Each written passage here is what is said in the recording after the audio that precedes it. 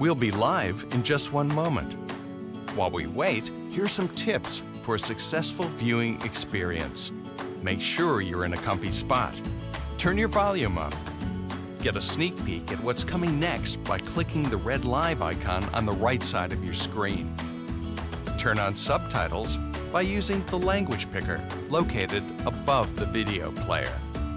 Don't worry if you miss something. The recording will be available on our event page starting tomorrow. And don't forget to join the conversation on social media.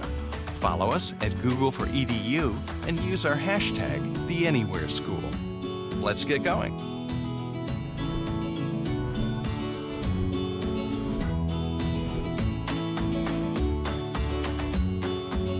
Hi everyone, welcome. Thank you for joining us for the Anywhere School 2021. We're so grateful you're here. I'm Jenny, and I'm the Global Head of Education Impact at Google. Prior to joining the team here, I spent over a decade in schools here in Chicago, teaching fourth grade math and science, serving as an instructional coach and building leader, and then as a district level administrator.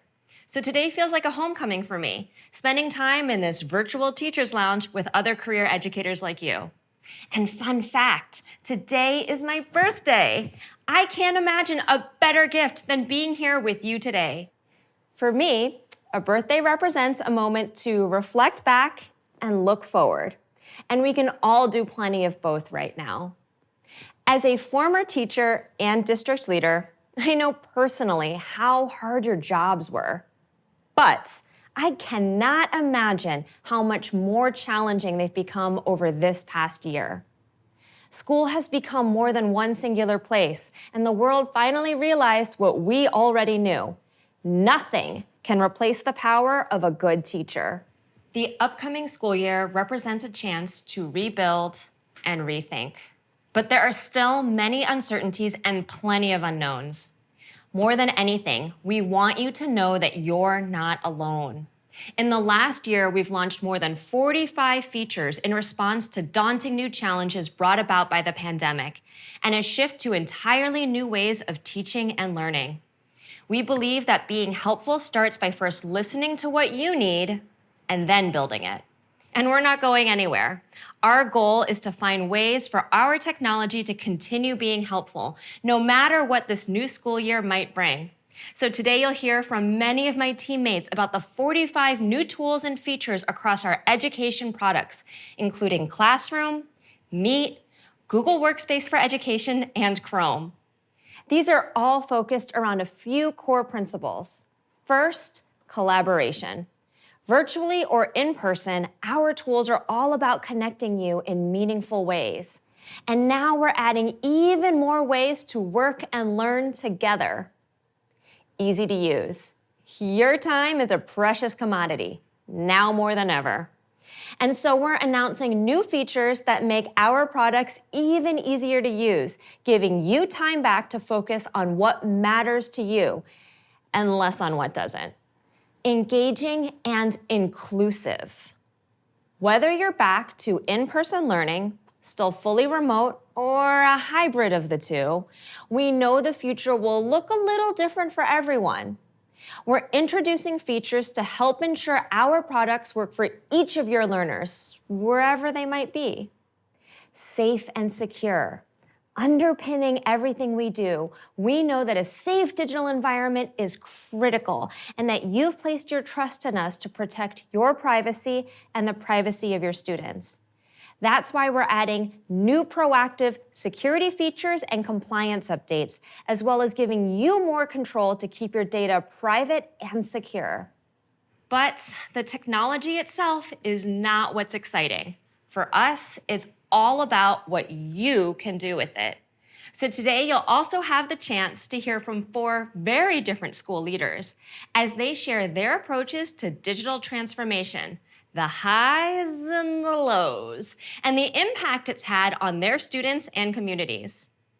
And with that, I want to thank you again for being here and for all you do to support your students and communities. Throughout the event, we'll be posting polls on our Twitter page.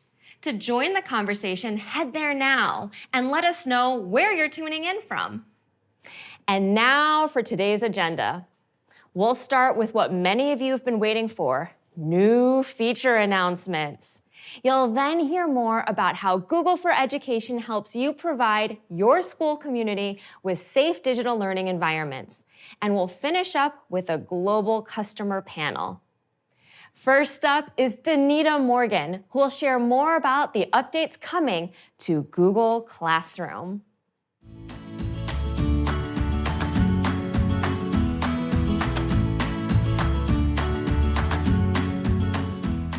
Thanks, Jenny, and happy birthday. Hi, everyone. My name is Danita, and I'm a program manager for Classroom. Today, I'm going to share new Classroom updates and do a few demos on some of the features we told you about in February. But first, I wanted to salute all the teachers, education leaders, and families. I am a career educator and taught all throughout New York as well as in India before joining Google. In fact, I'm actually a Google certified innovator. You are all superheroes for keeping learning going this year. With that in mind, our team is more motivated than ever to make Classroom better each day. Over the last year, we've seen Classroom become a center for teaching and learning as we've expanded our capabilities. We're proud that many schools now use Classroom as their LMS. Teachers, you've supported Classroom from its start 7 years ago, which was built from the ground up to solve your real problems. And your consistent feedback has helped us stay in lockstep with your evolving needs. Education leaders, you have placed your trust in us by selecting Classroom for your school system, whether that's a district, state, or even an entire country. We know how complex your jobs are, and we take our responsibility to serve your needs extremely seriously. So one of our biggest priorities this year and beyond is to give education leaders greater visibility and control of Classroom so you can support instruction at any size school system. Change, as this past year has proven, is inevitable in education. So as the needs of your institutions continue to evolve, Classroom will also evolve to keep pace. With that, let's dive right in with updates on one of Classroom's top requested features, roster import. Starting this summer, U.S. districts with Google Workspace for Education Plus will be able to automatically set up classes and keep their rosters in sync with their student information system, powered by Clever. IT admins will create classes via Clever, meaning teachers will no longer need to manually create classes and invite students to join them, saving teachers loads of valuable prep time. And don't worry, this will not overwrite classes that teachers create individually. Let me show you what it looks like. First, schools will enable Clever rostering in the admin console. They should also enable the Classroom rostering app in Clever. Next, admins will follow a few easy steps to connect Classroom and Clever. We understand the importance of flexibility here, and as an admin, you can connect your individual school, entire district, or specific teachers. You have complete control. After following the setup guide and granting permissions, syncing commences. Once the sync is complete, Clever will email the admins with the report of what took place. And on the teacher side, they simply log into Classroom and see that all their classes have been created and automatically populated with the right students. They then accept the class and the courses are launched. Voila! We hope this new feature makes heading back to school a lot easier for both teachers and admins. We also have exciting updates to share about Classroom add-ons. This will be coming to beta later this year for districts with the Teaching and Learning Upgrade or Education Plus.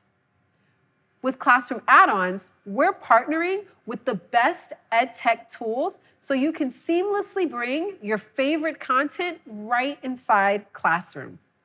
We're starting with 9 partners, including Adobe Spark for Education, Book Widgets, CK12 Foundation, Edpuzzle, IXL, Kahoot, Nearpod, Newsela, and Safari Montage, with plans to expand to many more. Let me show you how add-ons work with an example. Take Book Widget. First, as a teacher, you go to create an assignment like you're used to, filling out the typical instructions and adding some attachments. But this is where add-ons comes in. You select Add-ons button and open Book Widget. Find an assignment and assign to your class. On the student side, they see the assignment in the stream and click to view the instructions. Then they open the Book Widget attachment and the assignment opens up where they can do their work. Notice, they never have to leave Classroom or don't have to do a separate sign-in. Once they finish their work, they simply click Turn In. On the teacher side, they're now ready to grade. They click on a student name and can see the student's work in line with Classroom's grader view. They can add a comment and then return at the top. This will automatically pass the grade back to Classroom's gradebook. This is just the beginning of our investments in making Classroom your center for learning, the hub where everything comes together. We have a lot more in the works that you'll hear about in coming months. And we have a new announcement that is Classroom's #1 most requested feature, scheduling assignments across multiple classes. Coming later this year, this feature will help teachers and co-teachers easily schedule assignments to multiple classes at once. They can configure due date, publish date, and topic when creating the scheduled assignments. Now, you can distribute that same Macbeth assignment to all of your English sections with the click of a button. In addition to being easy to use, we're also dedicated to ensuring Classroom is inclusive for everyone. One of the best ways we can do that is by supporting students who don't always have consistent internet access, a common problem across almost every school, city, and country. To help with this, we're launching offline capabilities in the Classroom Android mobile app in the coming months. With offline mode, there's a whole new world of possibilities where learning can keep going regardless of connectivity. Students will be able to start their work offline, review their assignments and attachments, and write assignments in Google Docs, all without an internet connection. And then they'll be able to submit their assignments once they're back online. But sometimes it's not enough to ensure students can get online, is it? Sometimes you need help figuring out if students are engaged with class. So in the next few months, we're releasing student engagement tracking. When student engagement tracking launches in the fall, teachers will easily be able to see when a student was last active, including when they last submitted their work or participated in the class through comments.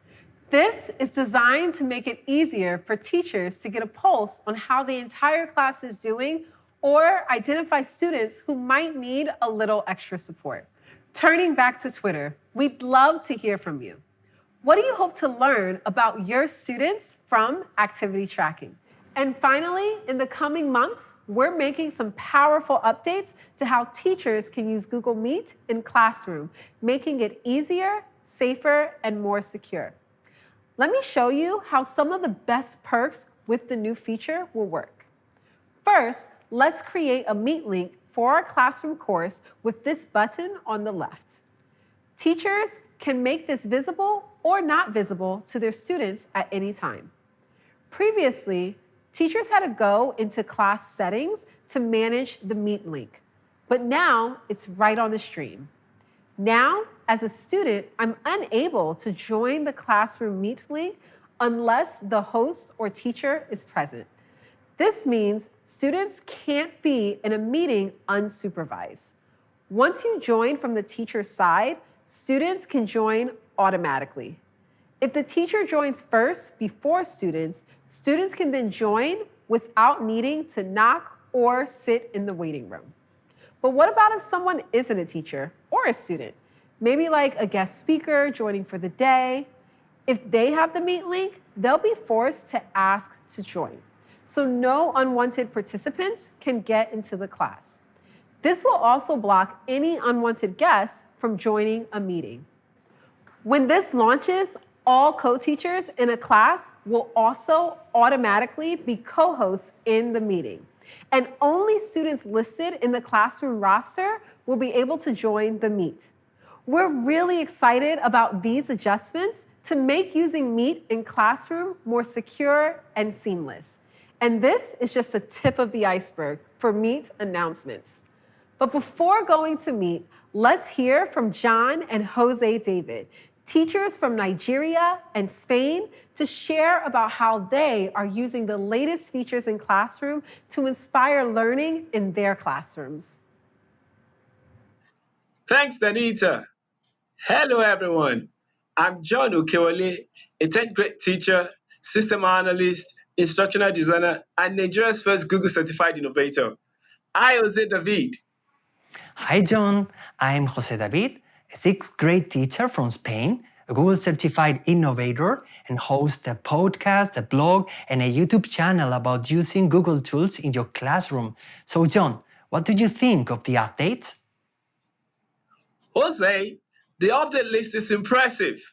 The new roster import functionality tops the pack for me. Teachers like me can now reduce the time it takes to set up classes, and that will aid back to school preparation tremendously. What are you most excited about? I'm excited about the classroom add-ons. I love using other edtech tools like Puzzle or Kahoot, and being able to integrate them directly into classroom assignments will be amazing. Yes, Jose. The new add-ons are super cool. One of the updates I'm thrilled about is the ability to schedule multiple assignments. You know what? Assigning the same work across different sections will be snappy. That will be awesome. And I'm excited about the Meet and Classroom integration. I get lots of questions about this on my YouTube channel, and I think this new feature will make things easier. And talking of the ability to complete homework, my students will be super excited about the new offline mode in Classroom. They and fellow teachers can continue with work at home, even with poor internet connection and data restrictions. I love it. Lots of new improvements, new features I'm looking forward to using with my students. And a little birdie told me this is just the beginning in Classroom, with lots more running on the horizon. Are you interested to hear more? Oh, really? So we'll have to talk about that one off camera. Thanks, everyone, and back to Danita. Thanks, John and Jose David. Love hearing your perspectives. For more tips from amazing educators around the world on how to use Classroom, please check out this link. Let me pass it off to Thomas Dixon, who can tell you all about the new Meet updates.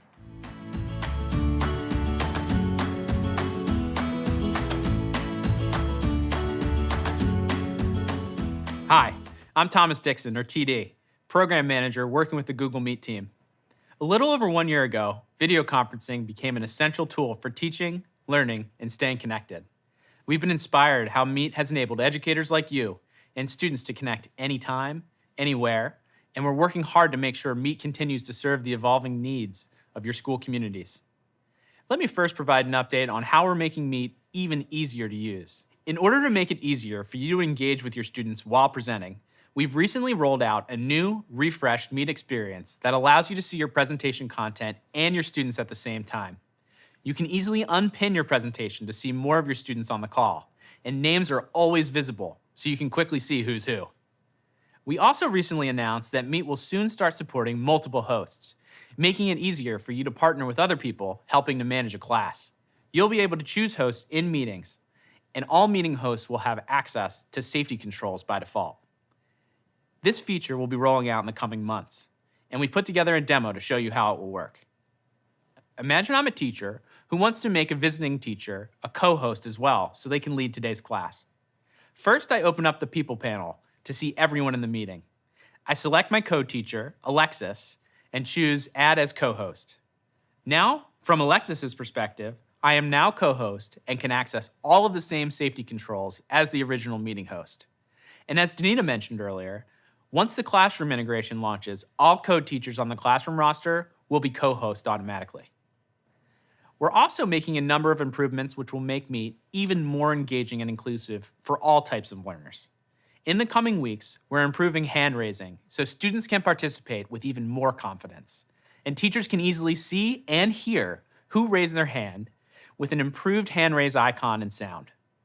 People who raise their hands will show up in the grid, and there will be a persistent notification so you can easily see how many people have raised their hands and in what order. Finally, when a student with a raised hand is done talking, we'll automatically lower their hand. To make Meet more accessible, in the coming months, you and your students will be able to pin multiple tiles to customize what you want to focus on. Students, for example, can easily pin a sign language interpreter in addition to the teacher, so they can see both at the same time. Earlier this year, we announced that Meet would soon support closed captions in 5 languages to help people follow along and stay engaged. In the past few weeks, we've launched those to people everywhere. For educators with the Teaching and Learning Upgrade, or Education Plus, we're introducing features to help you take engagement and inclusivity to the next level.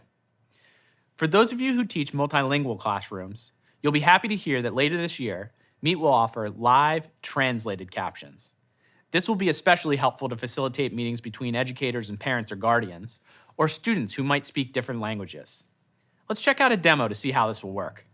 In this example, the person speaking is talking in English, but I want to see what they're saying in Spanish. First, I navigate to the bottom bar and turn on captions. Next, I turn on Translate Captions and leave Spanish selected. Now, as they talk in English, I will start to see real-time captions in Spanish. In the coming months, you'll also be able to use closed captions during live streams. Also coming later this year, you'll be able to host public live streams that anyone outside of your school domain can attend, making it easier to host school board meetings, school events, and more. In addition to making Meet more engaging and inclusive, we've also made sure it's secure by design, with powerful safety controls for both teachers and administrators. The improved integration with Classroom that Danita showed earlier will make meetings initiated from Classroom safer by default.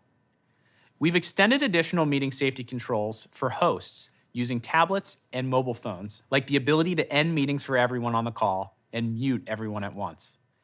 These are live now on iOS and coming to Android in a few months. If you need to quickly prevent distractions, in the coming months, you'll be able to turn off everyone's video at once using Video Lock. For customers with Education Plus or the Teaching and Learning Upgrade, we're also making breakout rooms safer and more secure. In the coming months, all breakout room safety settings will match the safety settings from the main meeting room. So for example, if you've disabled chat in the main room, when you move into breakout rooms, chat will automatically be disabled there as well. And when you end breakout rooms, participants will be forced back into the main meeting room, meaning no more students lingering behind. Those of you who are administrators or work with administrators in your organization will be happy to hear that starting this month, you can control which meetings users in your domain can join and who can join meetings created by users in your domain with new admin settings in the admin console. This can help you create the right boundaries for different age students, facilitate bringing in external speakers, and more. In the coming months, you'll be able to control quick access and chat locks at the group or OU level in the admin console as well. Earlier this year, we announced that admins with Education Standard and Education Plus would be able to end any meeting in their organization directly from the investigation tool. This feature is rolling out in the coming weeks, and we have a demo to show you about how it works. In the admin console, you'll first navigate to the investigation tool. Next, you'll select the Meet log events and click Search to bring up all the meetings in your domain. You can then check the boxes next to any meeting you want to end, and then using the Actions button, select End Meetings for All. The green checks on the side confirm that these meetings have now been ended. Once ended, any people who were in those meetings will be removed, and quick access will automatically be turned off, so they can't rejoin the meeting without the host being present from that point forward. Over the past year, Meet has truly transformed into a video conferencing tool built for teaching and learning. Meet will continue to adapt to the needs of school communities as they evolve, whether learning is taking place in person, remotely, or in a hybrid setting. For those following along on Twitter, tell us what Meet feature you're most excited about. Now I'm going to pass it off to a few educators from our community to talk about how they might use some of these new features in their classroom and share a bit more about how they've been using Meet in their schools beyond distance learning. Hi everyone, I'm Megan and I'm here with my friend Nate, and we are both Google certified trainers from the opposite sides of the world. I'm a full-time technology coach in the Pennsbury School District in Bucks County, Pennsylvania in the United States. And I'm a teacher at Nagoya International School in central Japan. Megan, I don't know about you. I'm really excited about the updates coming to Meet. In particular, I'm looking forward to the multiple moderators feature. We often have online guest speakers, so having multiple teachers able to moderate, it's going to help planning and execution go much more smoothly. I completely agree, Nate, especially for our situations where we have multiple adults in the classroom, including co-teachers or support staff. I'm also very excited for the new Meet user interface that makes it easier for teachers to share their screen because they can see what they're sharing, and they can unpin that presentation screen so they can see more of their students on the screen at once. And while I know all of these new features are really exciting, the reality is Google Meet has changed the way we've run our school throughout this entire school year, not just for distance learning, but beyond distance learning. What are some of the ways you all have used Google Meet beyond distance learning, Nate? Well, you and I met on Google Meet, along with many other professionals around the world. But something our school is doing is reaching out to communities beyond our own. In Japan, the Ainu are a marginalized community. So we had an Ainu guest speaker talk to our students, tell their story, inspire our students to be better people and learn about equity and inclusion. It was very cool. We've done professional development for social studies teachers across Japan and just teachers across the planet. We've also had a career day where students could meet professionals in their fields and inspire them to think about, what do I want to be in the future? It was very cool. So what else have you been doing? Those are really cool ideas. We've also used Google Meet for professional development because it's made it so much easier for our teachers to access the PD from the comfort of their own homes, as well as to access the recordings. We've also used Google Meet for all of our parent interactions throughout the school year. Parents no longer have to factor in travel time to and from the school to schedule a meeting with their child's teacher. And most importantly, it's helped us engage our students, as our students have been able to use Google Meet to access one-to-one office hours with their teachers in ways that they would not have been able to before. So clearly, Google Meet has been a lifeline for us throughout distance learning, but we're optimistic about the ways that Google Meet can continue to impact us positively in the future. How about you? Yeah, Meet's going to be even better in the future. Looking forward to it. Thanks so much for sharing, Megan and Nate. It's amazing to see how you've been using Meet. Now I'm going to hand it off to my friend Mike Patterson to talk about some exciting updates coming to Google Workspace for Education.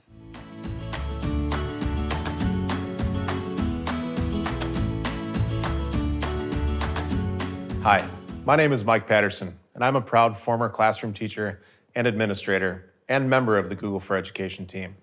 Previously known as G Suite for Education, Google Workspace for Education empowers your school community with simple and flexible tools to better collaborate, manage classes, and create safe learning environments. Today, I'm going to share the latest updates that deliver the next evolution of collaboration in our products. So whether you're a student working with your classmates on a project or an educator communicating with your colleagues, we're making it easier for you to connect, collaborate, and effectively get things done.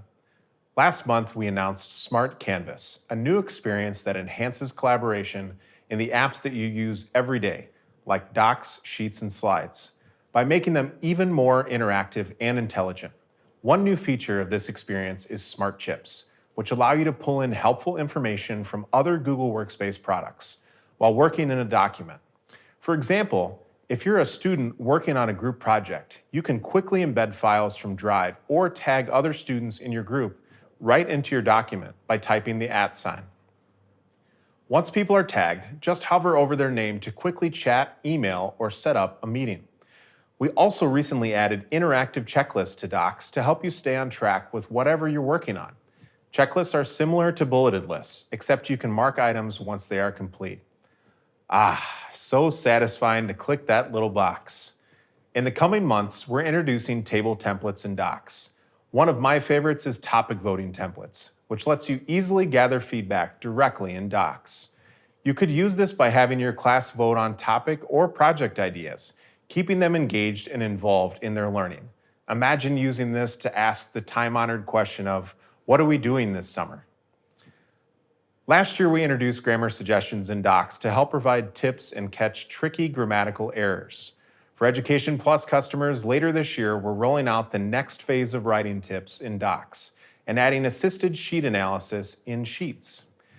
In Docs, this will include warnings about offensive words and language, as well as other stylistic suggestions. Admins can easily turn this off if they prefer not to have it on in their domain.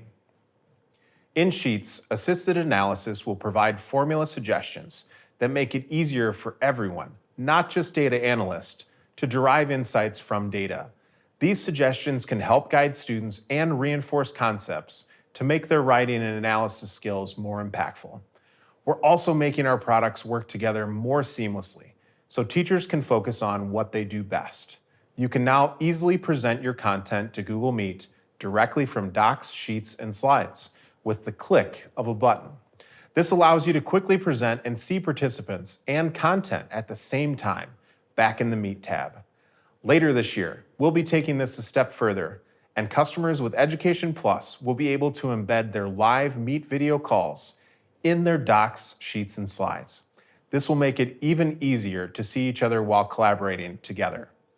Altogether, these improvements are going to change the way we work, making it easier to collaborate with anyone from anywhere.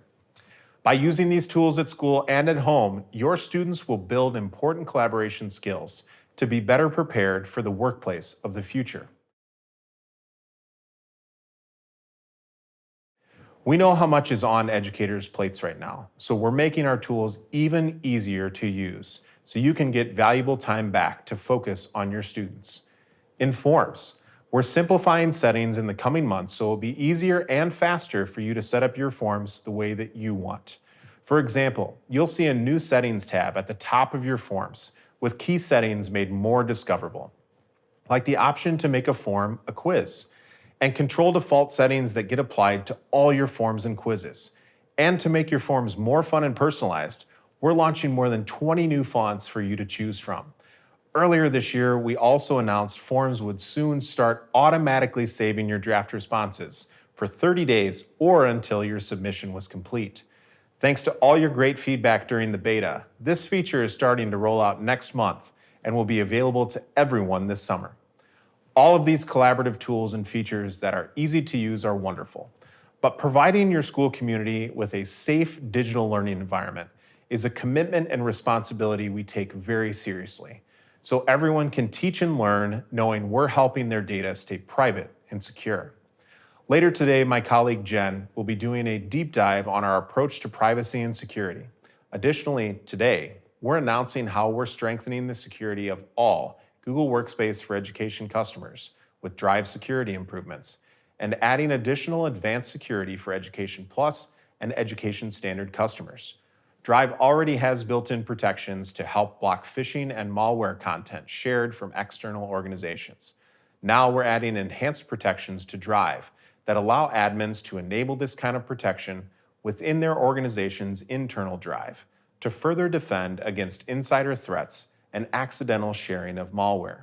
Additionally, new Drive Trust rules will give Education Standard and Education Plus admins more advanced controls around how files can be shared within and outside of their organization.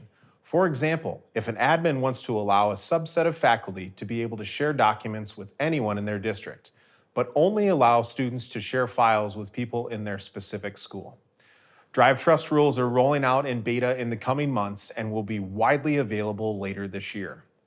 Education Standard and Education Plus admins will also soon have added controls to classify files stored in Drive based on the content's sensitivity levels and enforce strong data loss prevention rules according to that classification with Drive labels. You'll even be able to set up data loss prevention rules to have Drive automatically classify files for them. This can help you be more proactive about protecting some of your community's most sensitive data, like personally identifiable information or proprietary research. Okay, that was a lot of great stuff that I wish I would have had when I was using Google Tools with my students. For those following along on Twitter, we'd love to know what you're most excited about. Now I'm going to pass it off to Lucy and Peter, educators from the United States and Brazil, to talk about how they might use some of these new features in their classroom.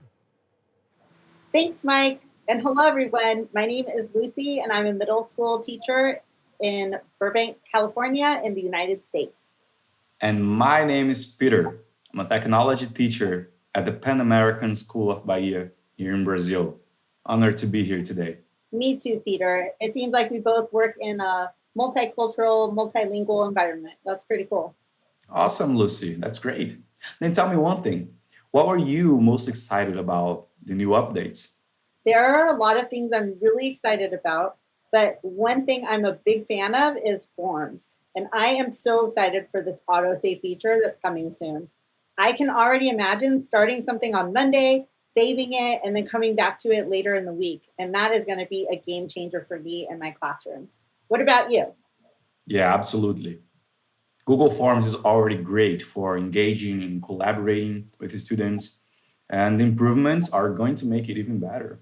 I'm personally a big fan of the possibilities the smart Canvas features are bringing. I cannot wait to have it. Me too. I agree with you. One thing I'm super excited about are the interactive checklists in Docs. So I don't know about you, but my students are middle schoolers and they can get pretty disorganized. And so I like making checklists for them to help them keep on track of their due dates and their assignments. The bad part is that as soon as I make the checklist, they lose it. So I love the idea of having it in a digital space that they can come back to later and they don't have to fish it out of their backpacks. You know, it's just right there for them. Awesome. And speaking of Google Docs, this assistive writing feature is really exciting for when we're working on digital citizenship. Then we can improve our communication skills in the virtual world. There's a lot to learn. As a technology teacher, I see students often have fear of using formulas in spreadsheets. It's not just the students, Peter. I'm afraid of it too. So this is really exciting. So imagine I have no words to describe how happy they will be, and even we will be, when they finally overcome their fear with the new assisted analysis feature. Lucy, I think we've got plenty of homework to make for them. Let's do it. No, I think we've got plenty of homework to do. We've got to check out all these cool features. Let's do it. Thanks, Lucy and Peter. Now I'm going to pass it off to Helen to talk about updates coming to Google Chrome.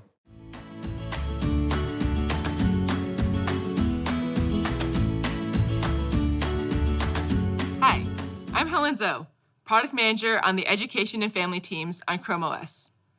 Over the past year, we've seen Chromebooks being used in so many ways. For virtual classrooms, as millions of Chromebooks were sent home for distance learning. For creative projects, as people found new hobbies and passions. And for entertainment, as parents and guardians leaned on Family Link to help balance school time and playtime. Chromebooks have become the #1 device in K-12 education globally because they're powerfully simple, opening a world of possibilities for every student and teacher, whether they're at school, at home, or anywhere in between. We've seen a huge transition to one-to-one device deployment as students are bringing home school devices and moving from a shared cart model to having assigned devices, giving them a real sense of ownership.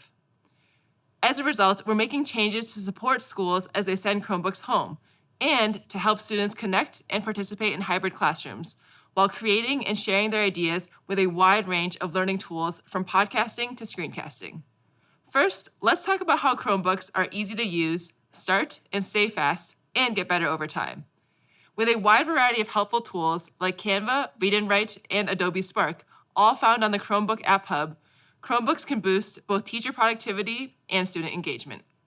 With Chromebooks, it's easy to set up the right environment for your school from wherever you are because you can manage and scale with ease using Chrome Education Upgrade and over 500 policies in Google Admin Console.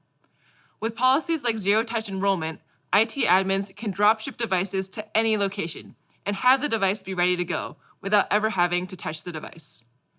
Automatic updates for up to 8 years on devices keep them safe and secure, and with all of the latest and greatest security updates and new features.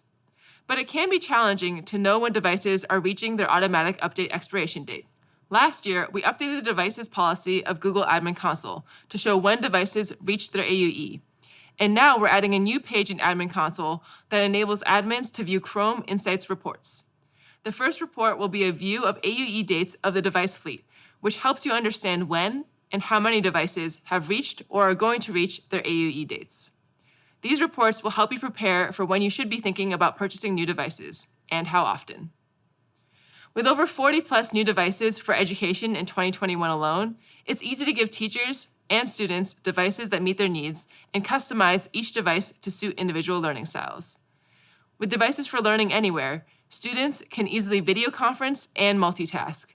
And with devices for advanced use, students can code and run large programs. Teachers and staff can also find a powerful device that they can rely on. There's a device for every user and use case, and you can find yours at the URL on the screen. With the transition to one-to-one device deployments, where students can now have their own Chromebook and make it their own, we're adding even more features to make it easy for you to pick up your device and start using it quickly. This August, we're rolling out PIN logins for education users. This means that instead of having to remember so many long passwords and spend time typing them in, students, educators, and admins will be able to type in a simple 6-digit PIN to log in. When students are logging into a device with the appropriate security hardware, meaning an H1 security chip, they will be prompted to set up a PIN and will be able to log in or unlock their Chromebook using that PIN going forward. We hope that this will help students, especially younger ones, and teachers spend more time using technology to learn instead of having to spend lots of extra time logging in or setting up. Next, we'll talk about how Chromebooks come with built-in accessibility and productivity features right out of the box. Powered by Chrome OS, they are regularly updated in the background while your educators and students work. And when you customize your accessibility settings once, they follow you wherever you log in next. For students who may need an alternate input into their Chromebook, we have Switch Access, which is the ability to use the built-in keyboard or an external device via USB or Bluetooth to control their cursor. Coming in August, we're introducing point scanning, which is a new navigation mode for Switch Access. It allows users to select any point on the screen by first having a user choose the horizontal location they want to select and then having them choose the vertical. Chromebooks also come with 2 magnifiers built in, a full screen magnifier and a docked magnifier.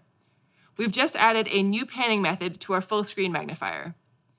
In addition to the current ability to pan the screen when your mouse hits the edge of the magnified viewport, you can now keep the mouse centered on the screen and have the viewport pan as you move the mouse. And speaking of built-in, Chromebooks also have 2 different forms of spoken feedback, which are great for students or educators who are blind or low vision or just learning how to read. For those who have significant vision loss or are blind, Chromebox is a full system spoken feedback. And for those with low vision or specific learning or print disabilities, Select to Speak is an on-demand screen reader for certain text or certain parts of the screen. And we recently released screen shading and new controls that let you speed up, slow down, or pause the reading voice in real time and easily jump to different sections of text. To help users better understand how to use Chromebox, we just released new tutorials, including a quick orientation for new users, which automatically launches when Chromebox is activated, along with interactive lessons, which ask users to execute commands or press designated keys to continue, and a practice area for small set of lessons, which allows users to practice what they've learned in a sandbox environment. Best of all, the tutorial is also available for touch devices. Finally, to ensure that your school and students stay safe, every Chromebook comes with advanced security at the core. Built-in security features include automatic updates, sandboxing, verified boot, data encryption, and more. We'll talk more about Google for Education's commitment to security and privacy in the next session. We're excited to see how you'll be using Chromebooks in your classrooms and at home this year. Now I'll hand it over to 2 educators from the US to talk about how they'll be using these features. Thanks, Helen. Hi, everyone. I'm Tammy Lind. I'm an instructional coach in the South Milwaukee School District in Wisconsin, and I work with teachers and students using Chromebook accessibility features both in the classroom and during remote learning. And hi there, I'm Susan Herder. I'm a technology coordinator for Mounds View Public Schools in Minnesota. We've been a Google district for over 10 years, and we have about 12,000 Chromebooks that we manage. So, Tammy, what did you think of those Chrome OS updates? I know that they are really going to impact our kids, and I can't wait to get started using them with teachers. Teachers are going to be so happy with the PIN login. I know that our teachers of our youngest students have spent so much time just teaching them to log into the Chromebooks that this is going to be a game changer for them. They're going to be able to focus more on the instruction rather than those tech issues. Absolutely. We use our Chromebooks all the way down to 4-year-olds, and the PIN feature is going to come in really handy. When we closed in 2020 and went to remote learning, we had to really work with our youngers to make sure that they could log into their Chromebooks and get what they needed. With the new PIN login, that is going to make it so much nicer for teachers and for staff. Mm-hmm.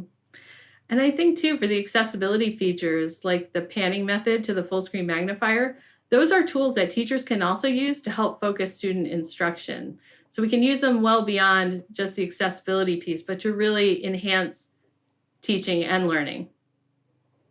That's a great idea.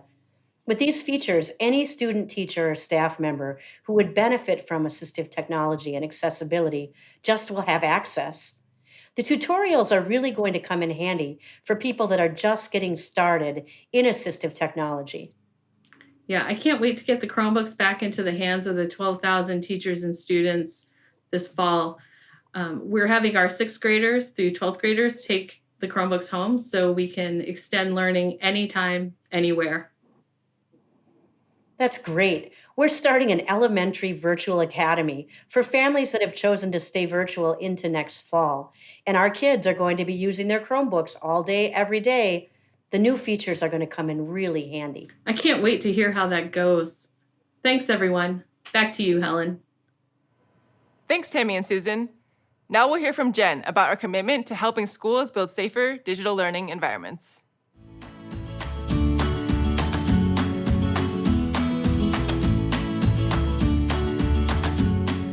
Hi, everyone.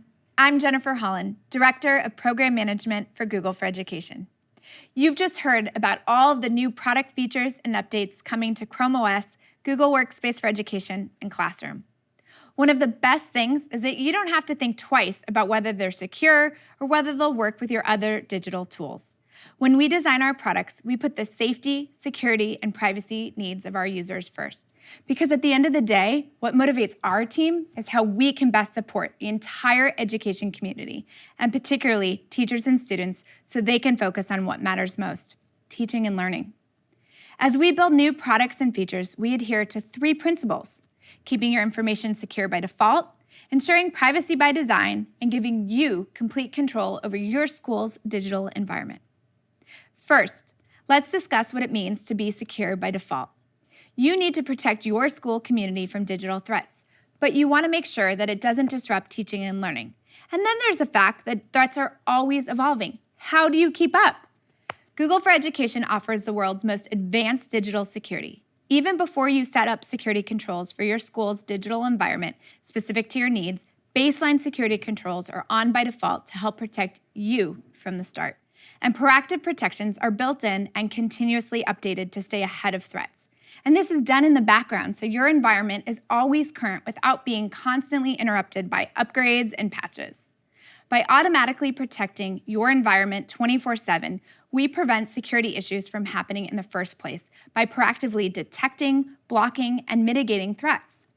We also guarantee that our industry-leading global network is up 99.9% of the time.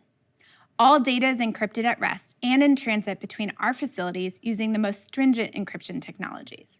And you can rely upon our network to handle even your largest classes and heaviest workloads.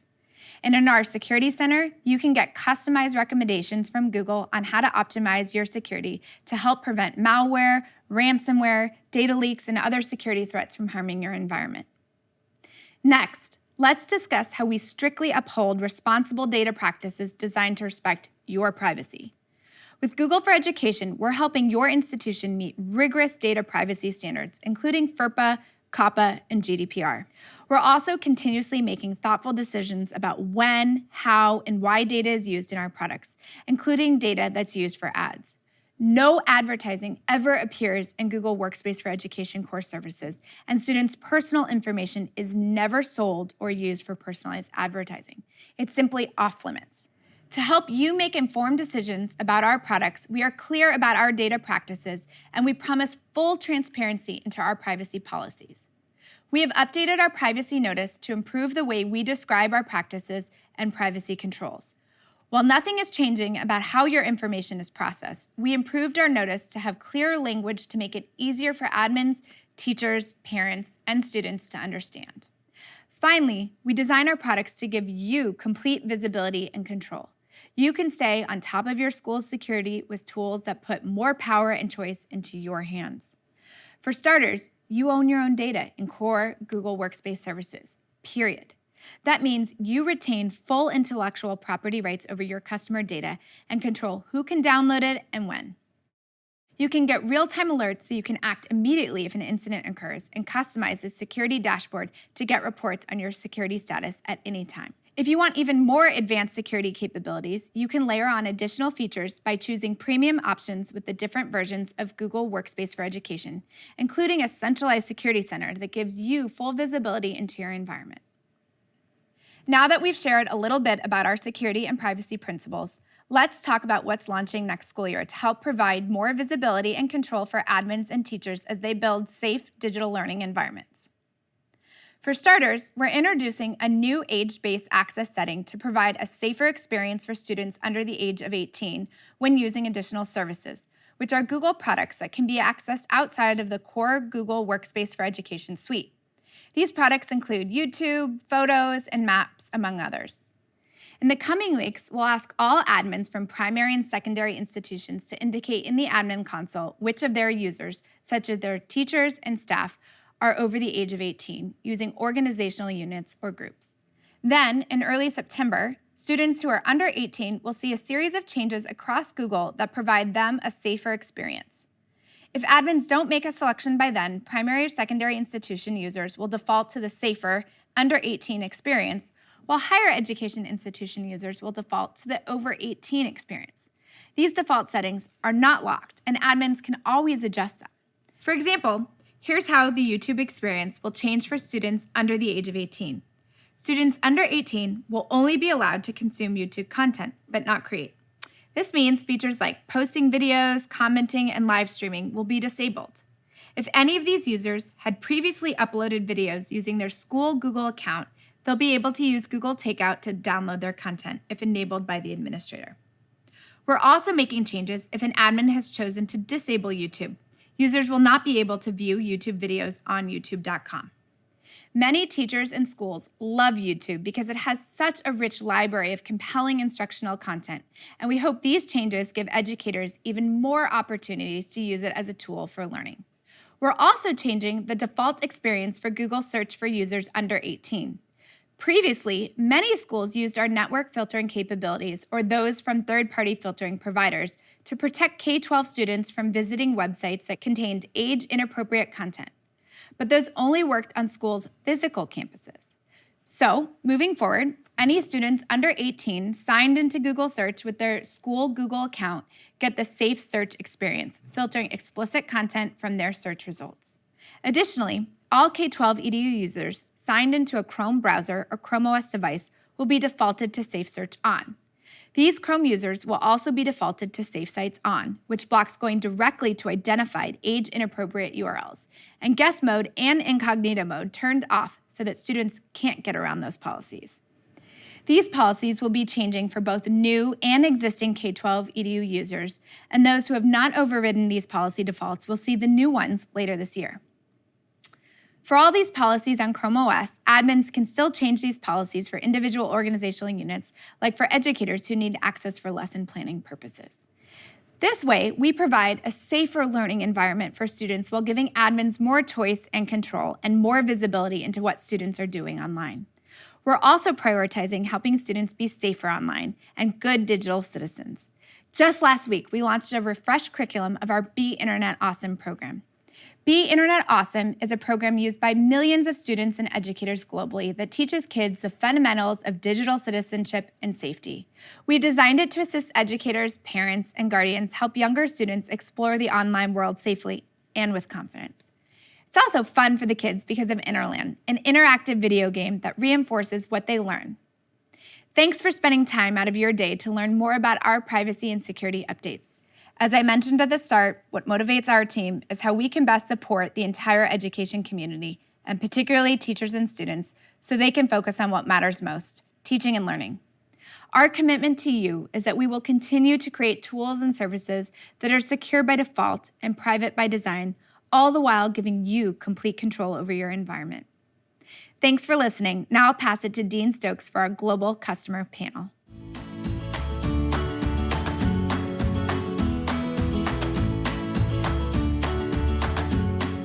Welcome to the Anywhere Schools Global Customer Panel. I'm Dean, the Education Product Adoption Manager for Europe, Middle East, and Africa here at Google. It's no secret that COVID-19 has disrupted the way that we teach and learn. Practically overnight, technology became embedded in everything that we do, which has its benefits and challenges. Across the globe, we've seen you, educators and school leaders, respond in extraordinary ways. And we have 4 people with us today to talk to us about their journeys. So before we get started, let's find out who we're speaking to. So Philomena, over to you to introduce yourself. Thank you, Dean. Hello, everyone. I am so honored to be here. My name is Filomena Pizzulli. I am a math and science teacher in middle school, and currently I work at Leonardo Sciascia School in Taranto. I am so happy to be here, and I would like to share with you my love for IT and digital learning, especially, obviously, Google World. And for that reason, I started my journey in Google, first of all, with Google Educator Level 1, until the last one, Google Innovator. And I am also leader of GG Italia and the newest GG mentor. In that way, you can see me, the person that always shared her love with Google, for Google, with other teachers in my school and all around the world. My aim is to combine and integrate the math love and the Google love in one only space, and transforming the learning path into an engaging journey. Thank you so much. Hi, my name is Juan Carlos Flores. I'm a Secretary of Education here in Jalisco, Mexico. I have a bachelor's degree in physics, over 20 years of experience as a teacher, and I'm very glad to be with you. We would love to share our experience here in Jalisco with a system with 2 million students, and we have a lot of things to tell you. Thank you. Hi, I'm Maria Etheridge. I'm from Lakes Entrance Primary. I'm the STEM specialist teacher. I'm only 5 years in, so I'm a mature age grad. My area is a low socioeconomic area. We're regional. We have also a high Indigenous Australian population. And we're back to face-to-face in our area, but we had a steep learning curve and accelerated technology adoption. Hello, everyone. My name is Dr. Shirley Chavarria. I am the Chief Officer of Teaching and Learning for Chicago Public Schools in Chicago, Illinois.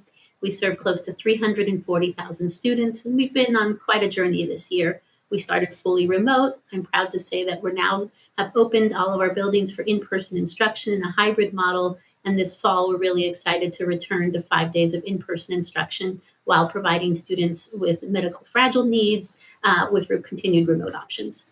Great to meet you, everybody, and thanks for joining us today. I'm really looking forward to learning from you today.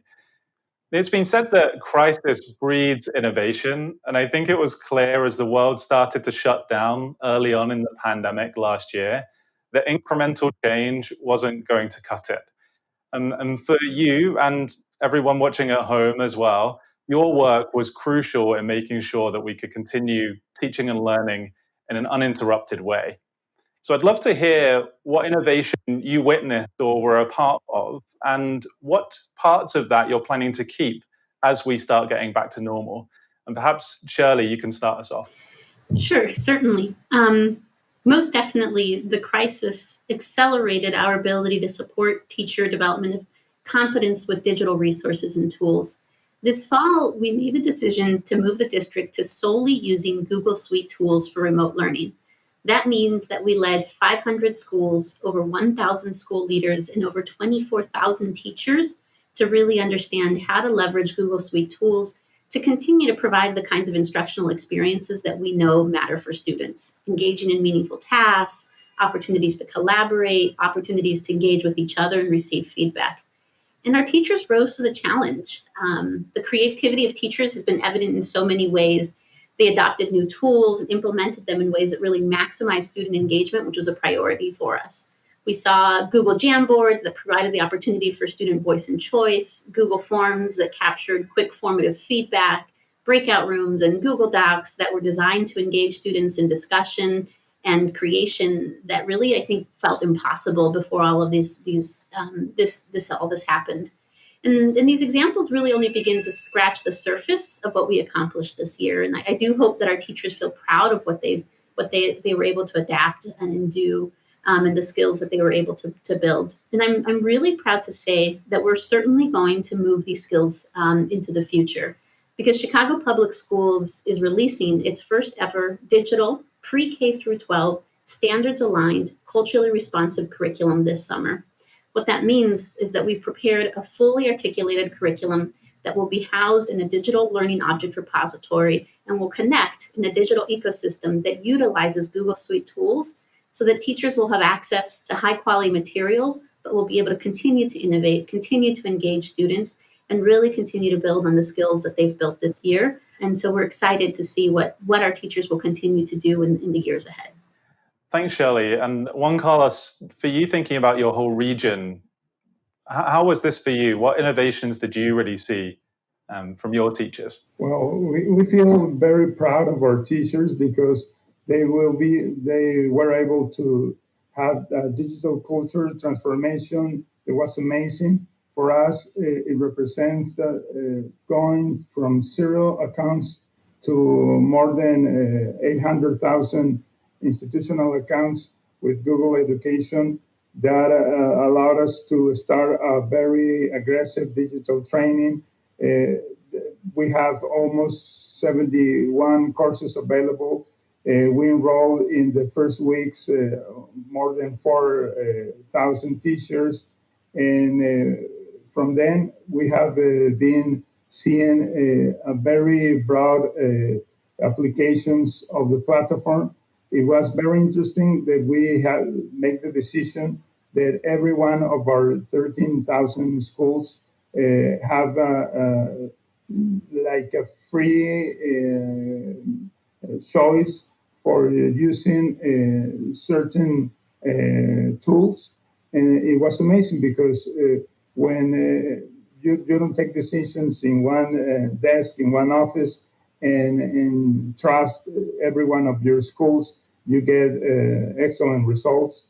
So what we're seeing is that hybrid education is going to be for us now on, because we already noticed that even small children are very interested in technology, and their parents, families here in Jalisco are making very big efforts to have the technology they need in their houses.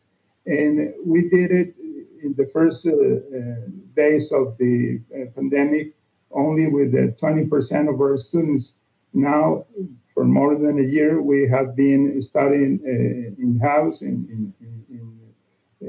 We have opened our schools since 2 months ago.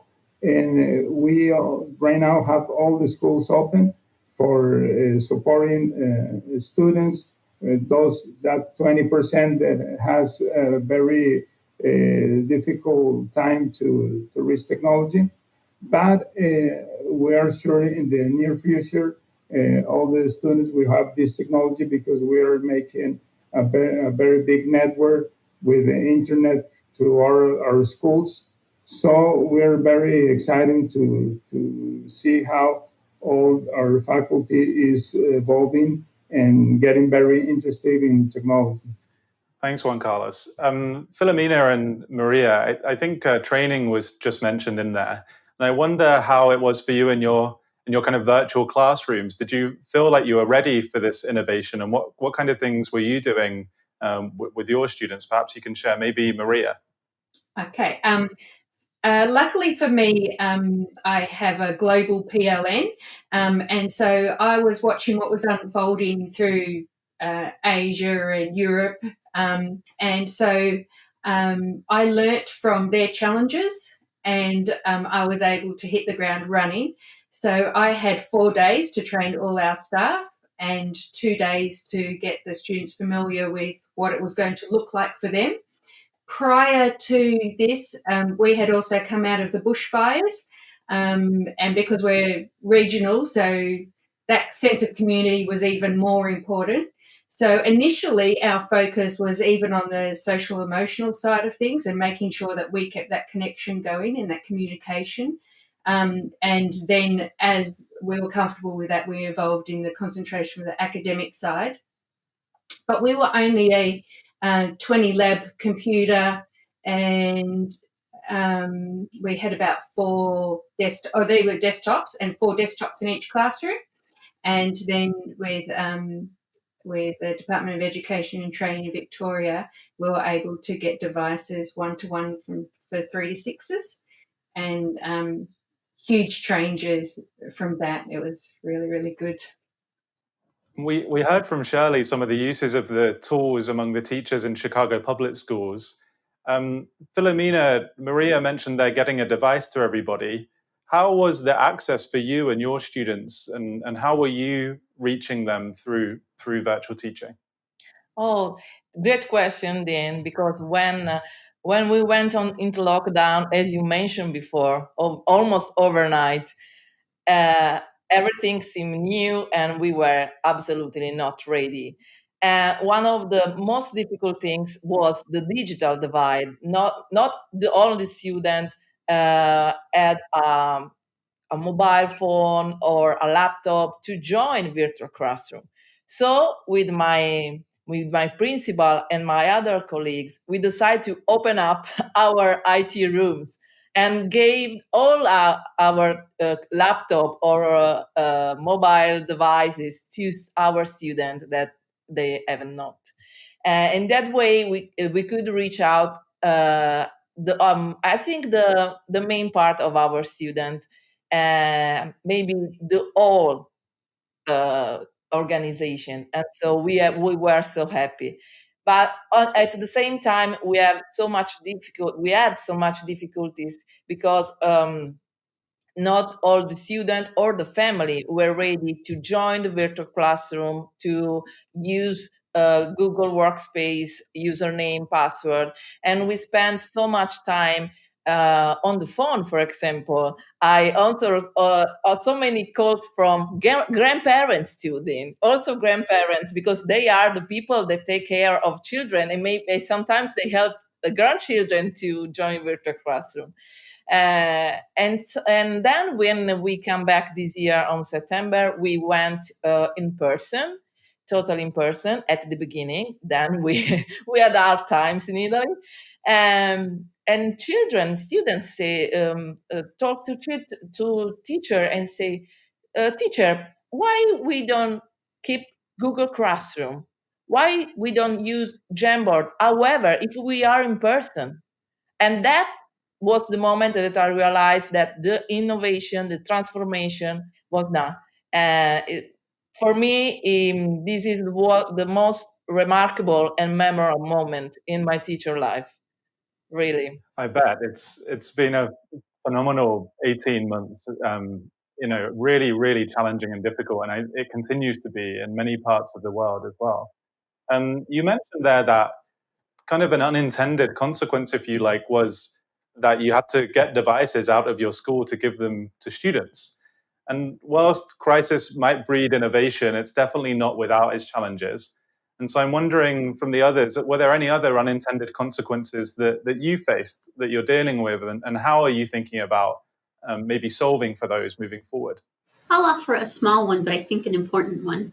So when we moved to remote instruction, we took care to really articulate and craft the expectations for what we felt was everything. So, who could be in a Google room and when adults would be there and what the expectations would be, how much time should be spent in literacy versus math, and within that time for literacy and math, how much of it should be synchronous and asynchronous, and what qualifies as synchronous and what qualifies as asynchronous, and all of this kind of very much kind of detail and agony about how to reconstruct our world for instruction.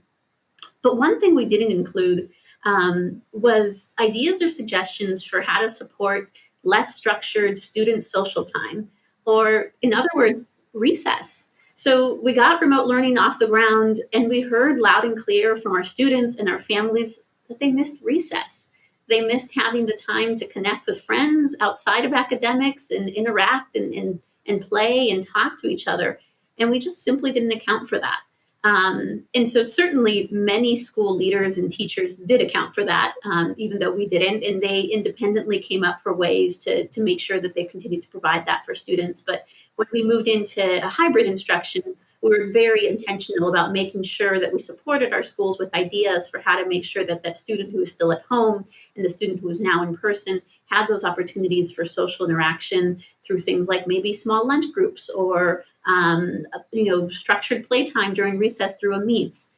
And while not huge, I do think it reminds us of this important thing, which is that we all desire the opportunity to connect, play, and experience joy together. And that as educators and as leaders, we have to also dedicate time and energy to ensuring that we make that possible for our students on a daily basis. So definitely something that I'll think about and continue to think about how we use technology and just value time in our school buildings. Definitely. I mean, I've been working from home since March last year, and I felt exactly the same, actually. One of the challenges at the beginning was I'm only really talking to my colleagues in meetings. And even for adults, for us, that social time is really important. And there can be an element of guilt that comes with that, I think, sometimes, that, I'm in class, so I should be working, or I'm speaking to my classmates and we should be doing work. But that time is really important. The rest of you, have you also faced kind of similar questions or anything related or different that's come up? We had a scenario. It was towards the end of remote learning for us. So the kids were allowed to return back, but we weren't allowed to have any parents on site. And being a regional area and community, as I've mentioned, and sport, being Australian, we had our cross-country, in-house cross-country event. And so because the parents couldn't be there on site, and we weren't even encouraging them to be outside the school around the fence area, we use Google Meet to stream it. We did live streaming, and we were one of the first uptakers of using live streaming. So that was exciting. And we had students commentate the race as well as having the live camera going. It was awesome. We got a write-up in the paper, and it was really, really good. I love that. Unintended consequences can maybe have kind of negative connotations, right? But that sounds like something that was super fun for the students as well. Do you think it's something that you'll carry on and you'll do again in future? I hope so, because there was a level of involvement that was different. And so the kids that couldn't participate or didn't enjoy participating in the running could be commentators. So there was still a whole community involvement, a whole school community. So it was good. I guess related to that point, I think it's fair to say that some students have probably thrived in this situation. They've maybe been able to connect differently, and this has worked really well for them. And on the flip side, there are students that would have really struggled with just looking at a screen and interacting with teachers and their classmates through a screen. How has that come up for you? Are there any examples that you can think of where teachers have faced this and come up with really interesting solutions? Well, in our case in Jalisco, we have a very big problem with the communication with parents. So we thought it was very interesting for us to support families to have at least a minimum condition for students to have access to education during the pandemic. So what we are starting to do is have webinars for families. We create Recrea Familia, which is like a conference to support the parents to show them the briefs of the technology, the ABC of technology, and it worked very well. We have a Congress. We were expecting just a few parents. Right now, the video of the entire Congress that is about 10 hours long, it has more than 200,000 views. So I think parents are going to be very important. They are very important in education, obviously. But now with technology, they are starting to feel confident and supporting their kids. And for us, is very interesting. And thanks, Juan Carlos. Filomena, you mentioned that you were speaking with grandparents, parents on the phone as well. Did you do any kind of further scaled activities similar to the webinar that Juan Carlos mentioned? Were there things like that happening either at your school or in Italy more generally as well? Yes, of course. I started to do a tutorial on YouTube for that reason, because sometimes I receive a lot of requests for the same thing. So I decide, okay, let's do one tutorial and share with everyone. And for that reason, I started my YouTube channel. And when someone asks, oh, I need to know how I can join Google Classroom. Wait, I have a link for you. And so I keep doing. And I'm really keen, before we move on to the last question, I know that we're running out of time. Are there any other things? I think the sports day was a really good example, but any other examples that you have where you've done something this way that has been forced to be through technology or virtually or online that you're thinking you will keep into the future? I think parent-teacher evenings is one I hear a lot about, but I wonder if there are other examples. Yes, I go first because I really enjoy the engaging activity that we could do with the students. My Google Innovator project is about social emotional learning, like Shirley said before. Because sometimes when we were on distance learning, students had the power to switch off camera, switch off microphone, and get away from the lesson. So, as a teacher, your role, your aim is to engage students so they could decide to not switch the camera and be with you. For that reason, I organize with other colleagues a lot of activity, a newspaper for school, a podcast about social emotional learning, and a lot of Google site about all the activity and the project in the school, even if we were in distance learning. And a unique place to share the emotion, the pictures, the video, so we can feel close even if we are distant in reality. One other innovation I'd share is that during this moment, we were excited to really expand student access to courses. So in Chicago Public Schools, typically in 8th grade, some students have access to an advanced course such as algebra, and others don't, because it really depends on whether or not a teacher at that school is certified to teach that course.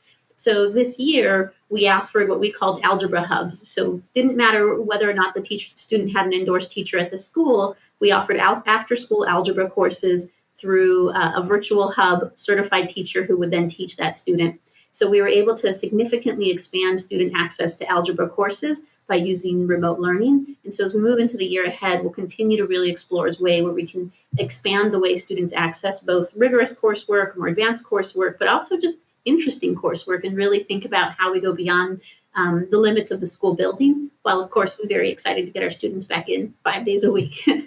I really love that example. I think access to subjects that students wouldn't be able to learn normally in their school suddenly are open to them when you can do things online.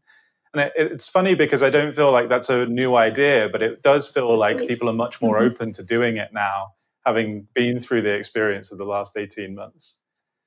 We're nearly at time. We've learned so many great examples and things that you've been working through in all of your different contexts.